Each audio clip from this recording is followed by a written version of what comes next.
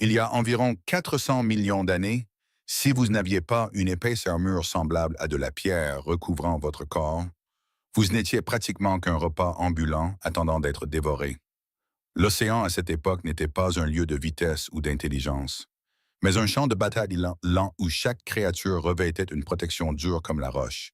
Des poissons aux mollusques. Tous ont développé différentes formes d'armure pour survivre.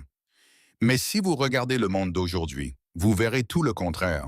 La plupart des créatures les plus prospères sont douces, flexibles et n'ont presque aucune armure. Cela soulève une question paradoxale. Pourquoi la nature a-t-elle passé des millions d'années à perfectionner une défense parfaite pour ensuite la supprimer presque entièrement? Qu'est-ce qui a poussé la vie à changer sa stratégie de survie? Et comprenons-nous mal la façon dont l'évolution fonctionne réellement? Pour comprendre cela, il faut remonter à l'époque où l'armure biologique dominait l'océan. Lorsque des créatures appelées placodermes sont apparues et sont devenues les superprédateurs pendant des dizaines de millions d'années. Ce sont des poissons dont la tête et la partie antérieure du corps étaient recouvertes d'une épaisse armure osseuse. Il ne s'agissait pas de simples écailles ou de coquilles, mais de grandes plaques osseuses articulées entre elles pour former une protection presque impénétrable. L'un des représentants les plus redoutables de cette période était le Dunkleosteus, une créature géante qui n'avait pas de dents au sens classique du terme, mais utilisait plutôt des plaques osseuses tranchantes comme des lames de ciseaux, capable de s'auto-aiguiser et de générer une force de morsure terrifiante, presque équivalente à celle d'un tyrannosaure. Son seul but était de briser l'armure des autres créatures, créant ainsi une course aux armements où la solution à un bouclier était toujours un marteau plus gros. À cette époque, la plupart des prédateurs étaient encore lents et inefficaces, ce qui faisait de la possession d'une épaisse armure la stratégie de défense parfaite. Vous n'aviez pas besoin d'être rapide ou intelligent. Il suffisait d'être assez dur pour ne pas être avalé tout cru. Dans un monde où tout se déplaçait lentement, l'armure résolvait presque tous les problèmes posés par la nature. En cas de morsure, l'adversaire ne mordait que de la pierre. En cas d'écrasement, l'armure pouvait supporter la pression. En cas d'attaque par des griffes, c'était l'attaquant lui-même qui risquait de se blesser. L'océan ressemblait alors à un champ de bataille où les créatures s'affrontaient dans des combats lents et lourds plutôt que dans des poursuites à grande vitesse. Cependant, cette domination même a créé une nouvelle pression évolutive, car certaines espèces ont commencé à développer des outils plus puissants pour briser cette armure. Le Dunkleosteus n'était pas le seul. Il faisait partie d'une tendance générale où les créatures ont progressivement évolué pour devenir des marteaux vivants, capables de fracasser des protections apparemment invulnérables. Cette course aux armements ne s'est pas arrêtée. Elle a continuellement dégénéré et a jeté les bases d'un changement majeur dans la façon dont les créatures survivaient. Mais l'armure n'était pas un cadeau gratuit. Pour obtenir cette protection, la créature devait payer un prix biologique extrêmement élevé. Lorsque vous portez sur vous des plaques osseuses de plusieurs centimètres d'épaisseur, vous devenez lourd, rigide, et vous vous déplacez lentement comme un bloc de pierre sous l'eau. Vous ne pouvez pas être flexible, vous ne pouvez pas accélérer, et vous perdez presque toute capacité d'esquive. De plus, la création et l'entretien de cette armure osseuse consomment une énorme quantité d'énergie, de minéraux et de ressources de votre propre corps, ce qui aurait pu être utilisé pour développer les muscles. Améliorer les organes internes ou augmenter la mobilité était détourné pour nourrir l'armure. Pendant longtemps, ce prix valait la peine d'être payé, car l'armure était vraiment efficace. Mais cela n'est resté vrai que jusqu'à ce que l'environnement change. Lorsque les prédateurs ont commencé à devenir plus efficaces, la stratégie reposant entièrement sur l'armure a commencé à révéler ses faiblesses. Certains poissons ont développé des dents plates et puissantes comme des broyeurs industriels, leur permettant de ne pas chercher de points faibles, mais simplement d'écraser l'armure entière. D'autres créatures ont choisi une voie complètement différente, comme ces escargots prédateurs qui ont développé la capacité de percer les coquilles avec de l'acide et une structure semblable à du papier de verre, créant un petit trou parfait à travers la protection la plus épaisse.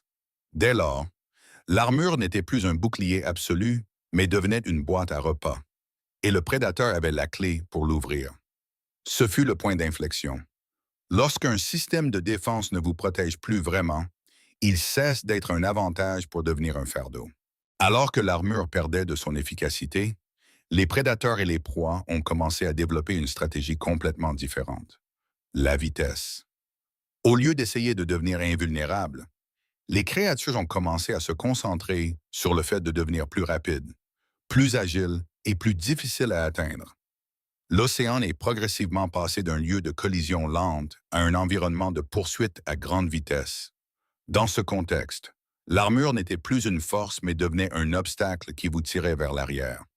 Si vous pouvez vous déplacer 2 fois plus vite que le prédateur, vous n'avez pas besoin d'être dur comme la pierre, car l'adversaire ne vous touchera jamais. La vitesse est devenue une forme de défense flexible, ne consommant de l'énergie qu'en cas de besoin.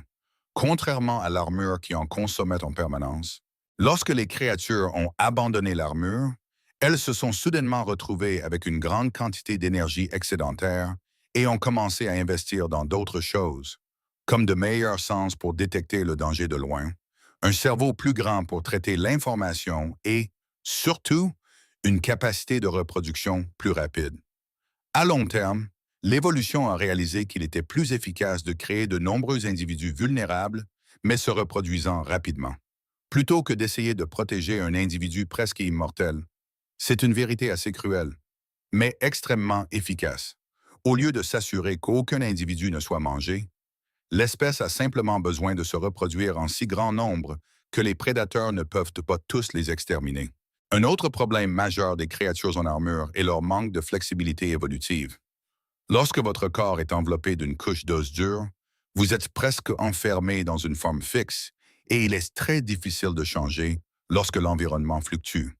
En revanche, les créatures à corps mou peuvent s'adapter plus rapidement, modifiant leur taille, leur forme ou leur mode de déplacement pour s'adapter aux nouvelles conditions. Lors des extinctions massives, les créatures rigides sont souvent les premières à disparaître, car elles ne peuvent pas s'adapter assez vite à un monde en mutation. Bien que la majorité des créatures aient abandonné l'armure, il existe des exceptions comme les tortues et les crabes. Ces espèces survivent en vivant dans des environnements particuliers où la vitesse n'est pas le facteur déterminant.